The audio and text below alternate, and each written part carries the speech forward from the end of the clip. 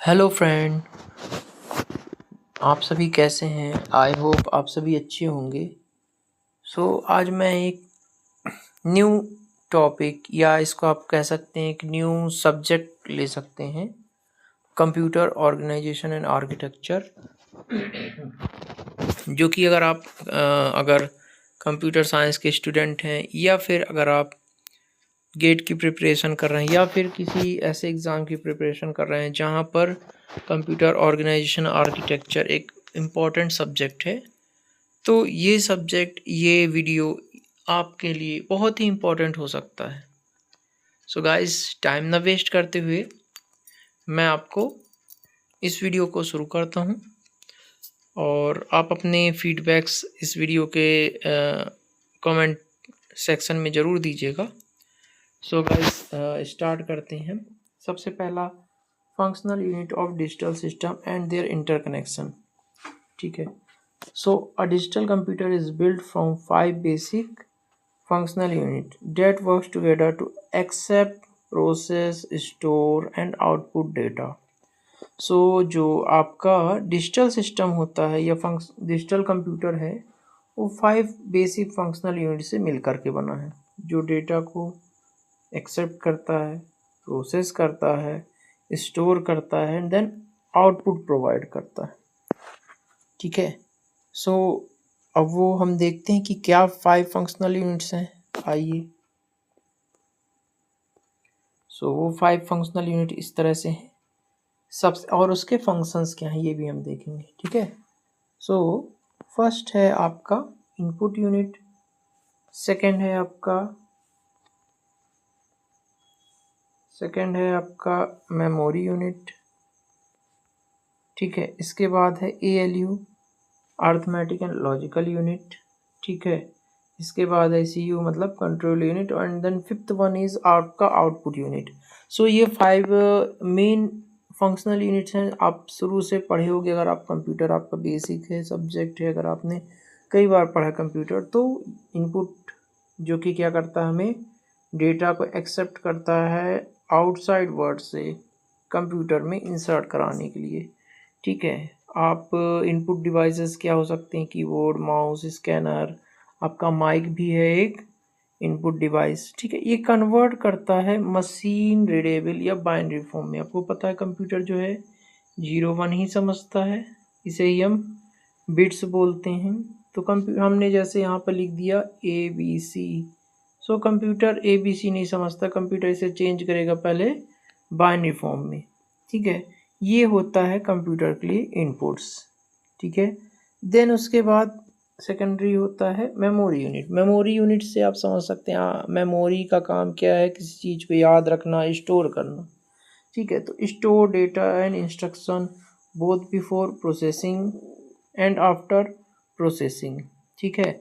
तो मेमोरी की यूनिट तो हर जगह पड़ती है, मेमोरी यूनिट की ज़रूरत हर जगह पड़ती है, चाहे आप डाटा को स्टोर कर रहे हो, इंस्ट्रक्शन को स्टोर कर रहे हो, चाहे इनपुट देते समय बिफोर प्रोसेसिंग, चाहे आफ्टर प्रोसेसिंग आउटपुट के बाद। ठीक है। डिवाइड इनटू प्राइमरी मेमोरी और सेकेंडरी मेमोरी।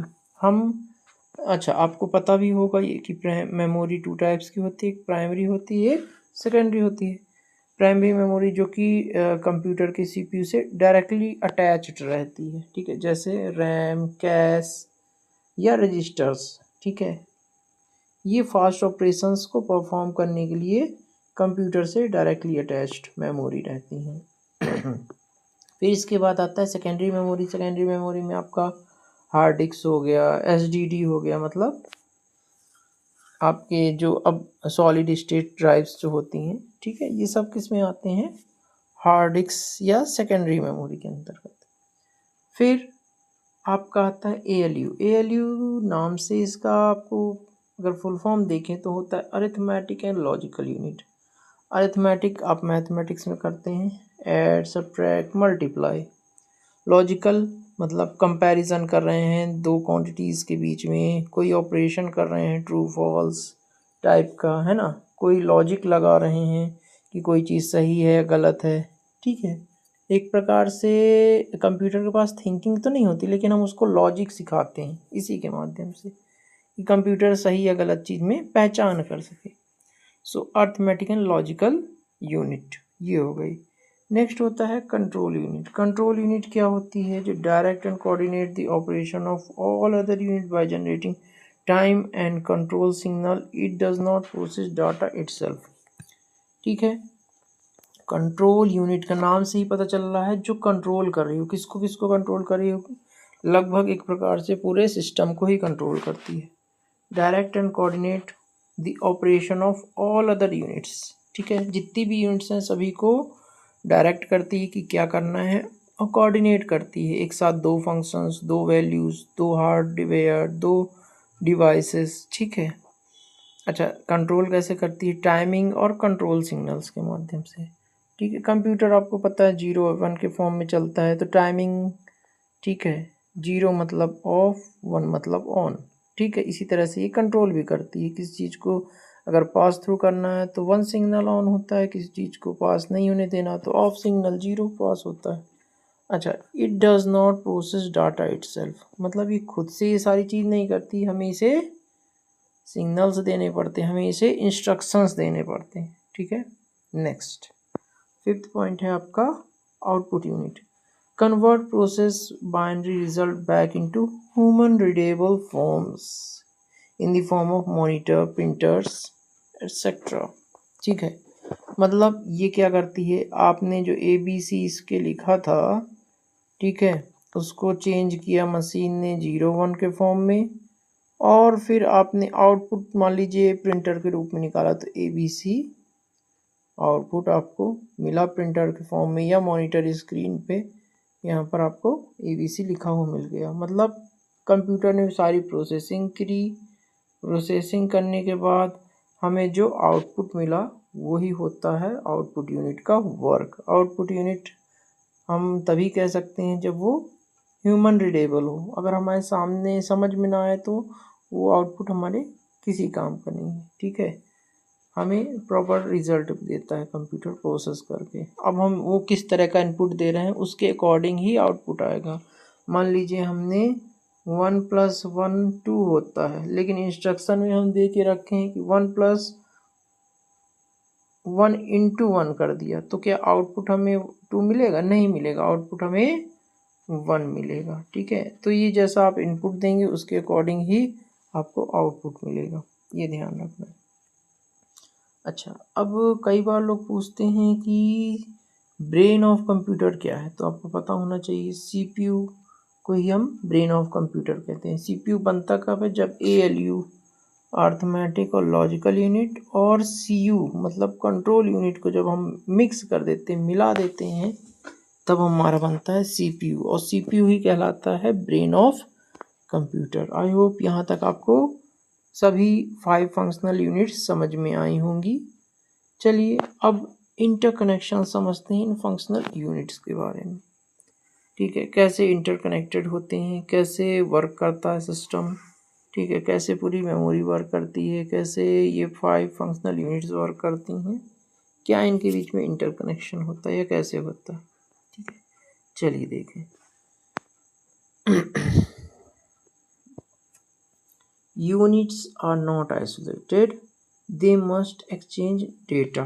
ठीक है, कोई भी इनपुट, कोई भी यूनिट हो, चाहे इनपुट हो, चाहे आउटपुट हो, चाहे मेमोरी हो, चाहे ALU हो, चाहे कंट्रोल यूनिट हो, ठीक है, ये सारी यूनिट आपस में क्या है? आइसोलेटेड नहीं है। ये क्या करती हैं? डेटा का एक्सचेंज करती हैं। ठीक है, डेटा का क्या करती हैं? एक्सचेंज करती हैं। कभी इनपुट आउटपुट से होता है, मेमोरी से होता है, अर्थमेटिक लॉजिकल ऑपरेशन प्रोसेसिंग से होता है, और कंट्रोल यूनिट से सबको कंट्रोल करती है। अच्छा, 2 क्लासिकल इंटरकनेक्शन स्ट्रेटजीज अब हम देखते हैं जो कि एग्जिस्ट करती हैं। पहला होता है सिंगल बस स्ट्रक्चर, दूसरा है मल्टी या point to point bus structure. 2 structure होते हैं, सिंगल एंड दूसरा होता है मल्टीपल। ठीक है, मल्टीपल एंड सिंगल। सिंगल से आप समझ गए होंगे जहाँ सिंगल कनेक्शन होगा, और मल्टीपल से आप समझ गए होंगे जहाँ पर मल्टीपल नंबर ऑफ कनेक्शंस होंगे।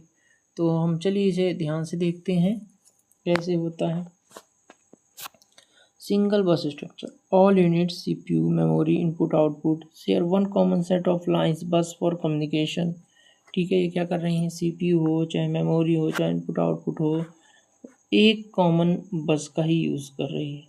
ठीक है, एक कॉमन लाइन का या सिंगल लाइन का यूज़ करती है कम्युनिकेशन के लिए इस कंडीशन में। ठीक है, simple and cheap but only transfer can happen at a time, no parallelism. मतलब एक बार में केवल एक ही ऑपरेशन होगा, इनपुट से आउटपुट, आउटपुट से इनपुट, या सीपीयू से या इनपुट से सीपीयू। ठीक है, बस एक बार में एक ही ट्रांसफ़र हो पाएगा, या तो इनपुट से सीपीयू या सीपीयू से इनपुट। तो इस तरह का चीज़ें सिंगल होती हैं, चीप होती हैं, सिंपल भी होती हैं, सस्ती भी होती हैं, लेकिन transfer can happen at a time, एक ही बार में एक ट्रांजैक्शन हो सकता है, एक ही बार में एक डेटा का एक्सचेंज हो सकता है। ठीक है, नेक्स्ट आता है मल्टीपल या point to point bus structure. अब इसमें क्या होता है, separate dedicated path exist between units, CPU memory bus, CPU input output, costlier but allows simultaneous transfer improving speed. ठीक है, इम्प्रूविंग स्पीड। नाउ यहाँ पर क्या रहता है आपको पता होना चाहिए, structure, input output, memory, CPU या कंट्रोल यूनिट। ठीक है, इनपुट आउटपुट, यहाँ पर डाल दो बीच में, चलो मेमोरी, यहाँ सीपीयू, यहाँ पर सीपीयू के अंदर ही एएलयू हो जाएगा। ठीक है, इनपुट आउटपुट सीपीयू और मेमोरी, ये इससे कनेक्ट है, इससे भी कनेक्ट, इससे कनेक्ट, इसका इससे कनेक्शन, इसका इससे कनेक्शन।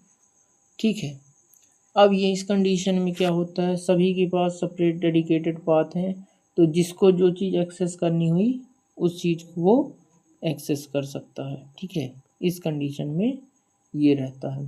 सीपीयू से डायरेक्टली मेमोरी बस कनेक्ट हो गई, सीपीयू से इनपुट आउटपुट हो गया, सीपीयू से आउटपुट कनेक्ट हो गया। तो इस तरह की कंडीशन में होती है जहाँ पर आप सेपरेट डेडिकेटेड पाथ होते हैं सभी यूनिट्स के बीच में, और आप साइमल्टेनियस ट्रांसफ़र कर सकते हैं, इससे स्पीड जो है वो भी आपकी बढ़ जाती है। अब एग्जाम्पल से एक समझते हैं। ठीक है, इन अ सिंपल सिंगल बस micro computer, when CPU wants to read data from memory, it places the address on the address bus, sends a read signal on control bus, and memory plays the request on the data bus for the CPU to pick up। ठीक है, तो कैसे होता है, मान लो एक simple single बस micro computer है। ठीक है, अब जब सीपीयू को डेटा रीड करना होगा तो वो कैसे करेगा, सबसे पहले तो वो एड्रेस को एड्रेस बस पे रखेगा, फिर सेंड करेगा रीड सिग्नल को कंट्रोल बस पे, फिर मेमोरी प्लेस होगा रिक्वेस्टेड डाटा का, और फिर डेटा बस से सीपीयू में डेटा को पिक किया जाएगा। ये इस डायग्राम से समझ सकते, इनपुट से मेमोरी में गया सिग्नल, मेमोरी से सिस्टम बस के पास आया, सिस्टम बस से जो एड्रेस डेटा या कंट्रोल बस है वो इसके पास आएगी, फिर वहाँ से सीपीयू के पास आएगा, और फिर लास्ट में हमें आउटपुट मिलेगा। तो ये लंबी प्रोसेस हो गई। ठीक है, नेक्स्ट इसके बाद हम देखते हैं आपका बसेस आर्किटेक्चर, टाइप ऑफ बस एंड बस आर्बिट्रेशन। ठीक है, ये भी एक टॉपिक है, इम्पोर्टेंट टॉपिक है जो कि आपके सिलेबस का है। व्हाट इज़ बस, सबसे पहले पॉइंट आता है बस क्या है। बस ये वाली बस नहीं है जो जिस पे आप ट्रैवल करते हैं, ट्रैवल है ना, आने जाने के लिए, ये भी सेम बस की तरह ही है, लेकिन ये क्या है, कंप्यूटर के अंतर्गत यूज़ करे जाने वाली जो वायर्स होती हैं जो एक यूनिट को दूसरी यूनिट से कनेक्ट करती हैं, वो है यहाँ पर बस। ठीक है, तो अब बस क्या है,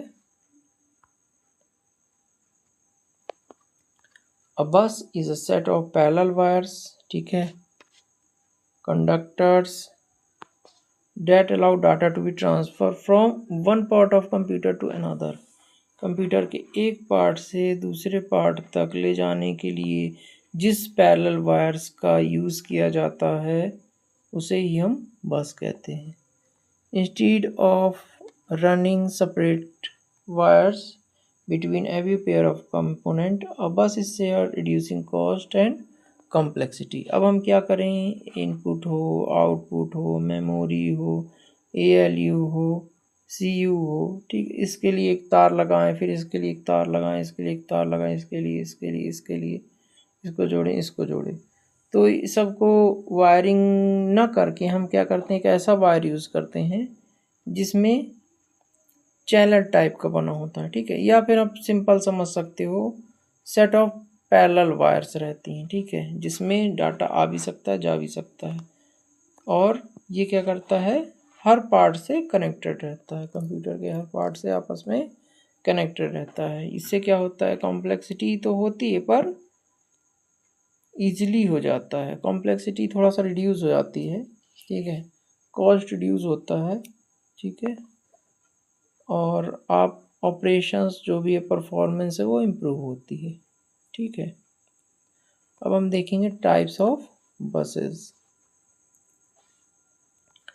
टाइप्स ऑफ बसेस क्या होती हैं, बाय फंक्शन, ठीक है। अभी हमको ध्यान देना है type of buses by function, फिर हम पढ़ेंगे type of buses by physical location, और फिर पढ़ेंगे type of buses by design, ठीक है। तो सबसे पहला हम पढ़ते हैं type of bus by function.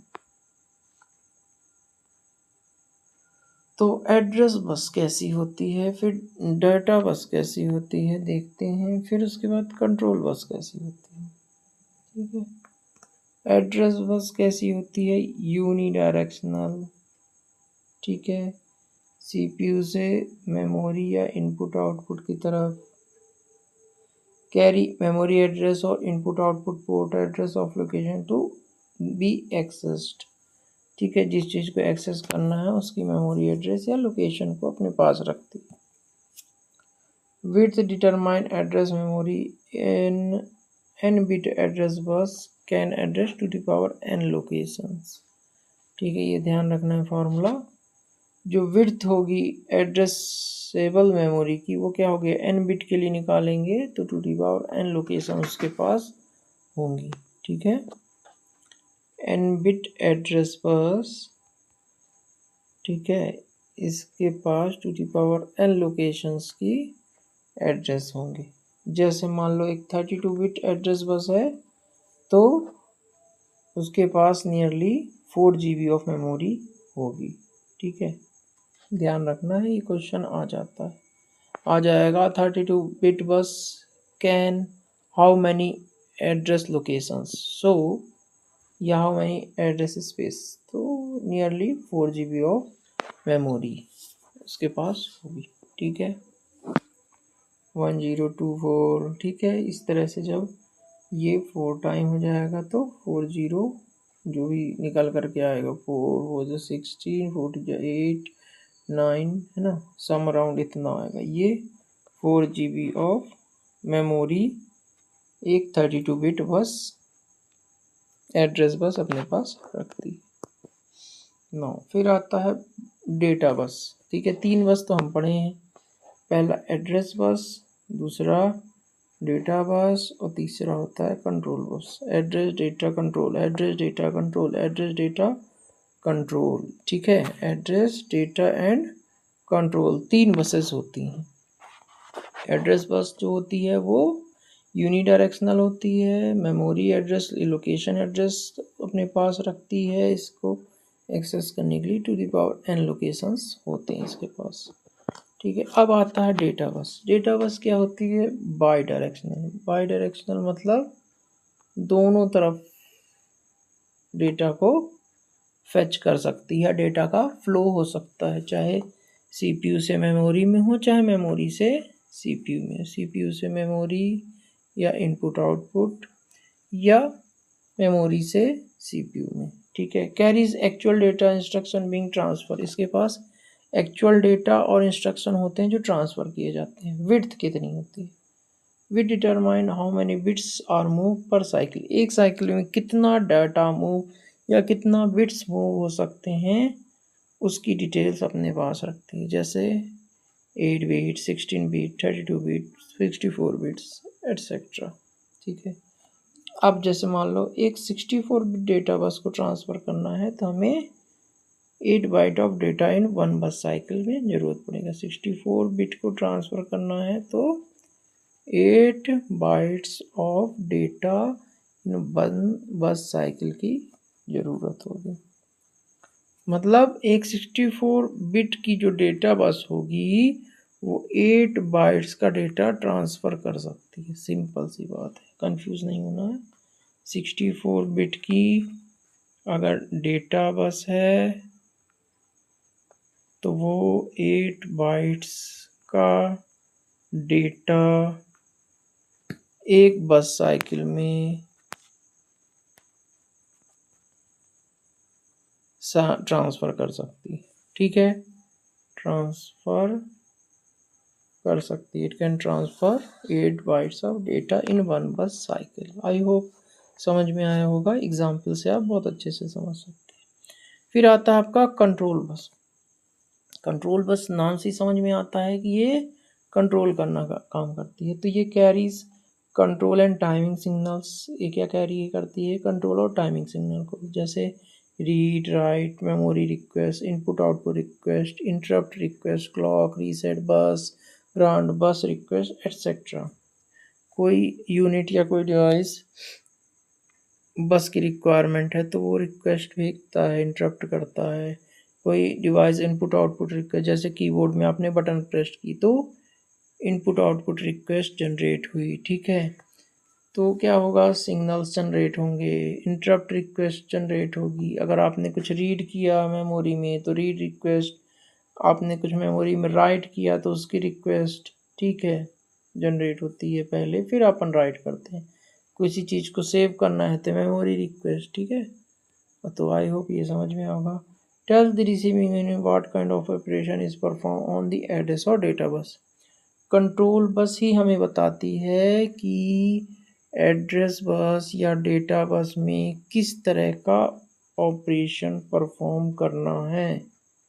इन दोनों में किस तरह का ऑपरेशन परफॉर्म करना है किससे पता चलता है? कंट्रोल बस के थ्रू। ठीक है, कंट्रोल बस के थ्रू हमें पता चलता है कि किस टाइप का ऑपरेशन परफॉर्म करना है एड्रेस या डेटा बस में। 3 तरह की बस आपने पढ़ ली, address bus, data bus and control bus. ठीक है, आई होप आपको समझ में आया होगा। दोबारा आप फिर से देख करके और रिवाइज कर सकते हैं इस टॉपिक को। नेक्स्ट अब हम समझते हैं बस आर्किटेक्चर। ठीक है, बस आर्किटेक्चर। ठीक है, बस आर्किटेक्चर बाय फिजिकल लोकेशन। अभी हमने क्या पढ़ा था? Type of buses by function. ठीक है, अब हम पढ़ेंगे bus architecture by physical locations. So ये भी 3 होते हैं, सिस्टम बस होती है, इंटरनल बस होती है, एक्सपेंशन बस होती है। सिस्टम बस क्या होती है? एक प्रकार से एक्सटर्नल बस भी बोलते हैं। ये कनेक्ट करती है सीपीयू को, मेमोरी को और इनपुट आउटपुट को, या किसी आउटसाइड सीपीयू चिप को भी ये कनेक्ट करने का काम करती है। ठीक है, फिर इंटरनल बस कनेक्ट क्या करती है? इंटरनल कंपोनेंट ऑफ सीपीयू, जैसे रजिस्टर, एएलयू, सीयू। सीपीयू के अंतर्गत ही सभी चीज़ें होती हैं, एएलयू हो चाहे रजिस्टर हो चाहे कंट्रोल यूनिट हो, ये सब किसका पार्ट है? सीपीयू का ही पार्ट है। तो शॉर्ट डिस्टेंस आपस में बहुत शॉर्ट डिस्टेंस है हमारे लिए तो ना के बराबर, लेकिन वो जो मेमोरी काम कर रही है वो बहुत फास्ट काम करती है, जो डिवाइसेस काम करते हैं वो बहुत नैनो सेकेंड्स में काम करते हैं।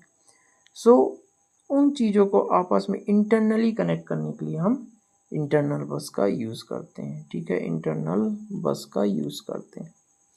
फिर आता है एक्सपेंशन बस।